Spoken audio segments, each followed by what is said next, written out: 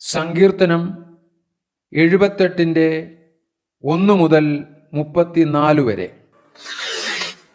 എൻ്റെ ജനമേ, എൻ്റെ ഉപദേശം ശ്രദ്ധിപ്പീൻ, എൻ്റെ വായ്മൊഴികൾക്ക് നിങ്ങളുടെ ചെവി ചായ്പീൻ.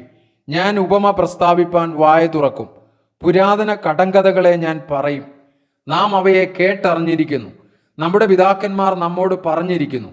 നാം അവരുടെ മക്കളോട് അവയെ മറച്ചു വയ്ക്കാതെ വരുവാനുള്ള തലമുറയോട് യഹോവയുടെ സ്തുതിയും ബലവും അവൻ ചെയ്ത അത്ഭുത പ്രവർത്തികളും വിവരിച്ചു പറയും. അവൻ യാക്കോബിൽ ഒരു സാക്ഷ്യം സ്ഥാപിച്ചു, ഇസ്രായേലിൽ ഒരു ന്യായപ്രമാണം നിയമിച്ചു. നമ്മുടെ പിതാക്കന്മാരോട് അവയെ തങ്ങളുടെ മക്കളെ അറിയിപ്പാൻ കൽപ്പിച്ചു.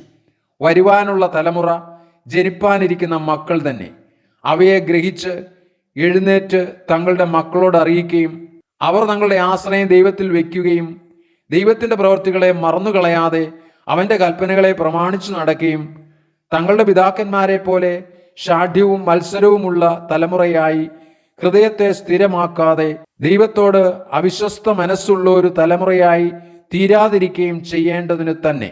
ആയുധം ധരിച്ച വില്ലാളികളായ എഫ്രൈമ്യർ യുദ്ധ ദിവസത്തിൽ പിന്തിരിഞ്ഞുപോയി. അവർ ദൈവത്തിൻ്റെ നിയമം പ്രമാണിച്ചില്ല, അവൻ്റെ ന്യായപ്രമാണത്തെ ഉപേക്ഷിച്ചു നടന്നു.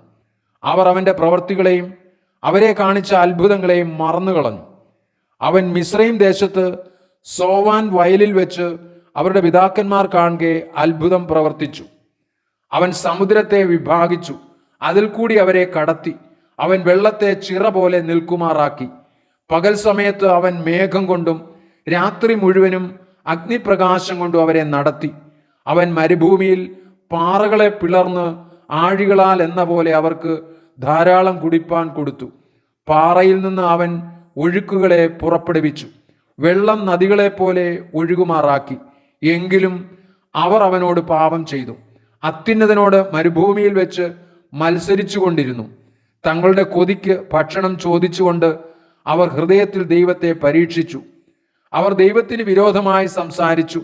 മരുഭൂമിയിൽ മേശ ഒരുക്കുവാൻ ദൈവത്തിന് കഴിയുമോ? അവൻ പാറയെ അടിച്ച് വെള്ളം പുറപ്പെട്ടു, തോടുകളും കവിഞ്ഞൊഴുകി. സത്യം, എന്നാൽ അപ്പം കൂടെ തരുവാൻ അവന് കഴിയുമോ?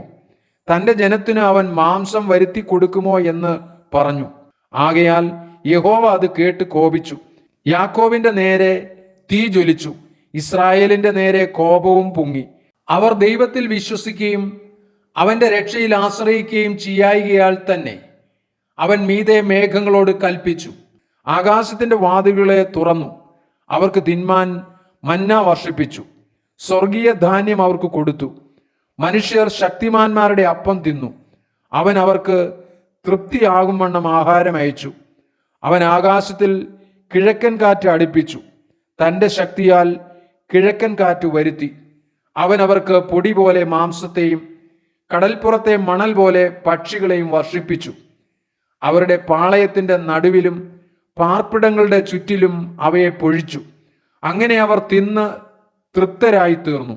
അവർ ആഗ്രഹിച്ചത് അവൻ അവർക്ക് കൊടുത്തു. അവരുടെ കൊതിക്ക് മതി വന്നില്ല. ഭക്ഷണം അവരുടെ വായിൽ ഇരിക്കുമ്പോൾ തന്നെ ദൈവത്തിന്റെ കോപം അവരുടെ മേൽ വന്നു. അവരുടെ അതിപുഷ്ടന്മാരിൽ ചിലരെ കൊന്നു, ഇസ്രായേലിലെ യൗവനക്കാരെ സംഹരിച്ചു. ഇതെല്ലാമായിട്ടും അവർ പിന്നെയും പാപം ചെയ്തു, അവന്റെ അത്ഭുത പ്രവൃത്തികളെ വിശ്വസിച്ചതുമില്ല.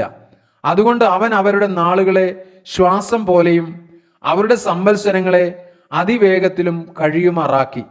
അവൻ അവരെ കൊല്ലുമ്പോൾ അവർ അവനെ അന്വേഷിക്കും. അവർ തിരിഞ്ഞ് ജാഗ്രതയോടെ ദൈവത്തെ തിരയും.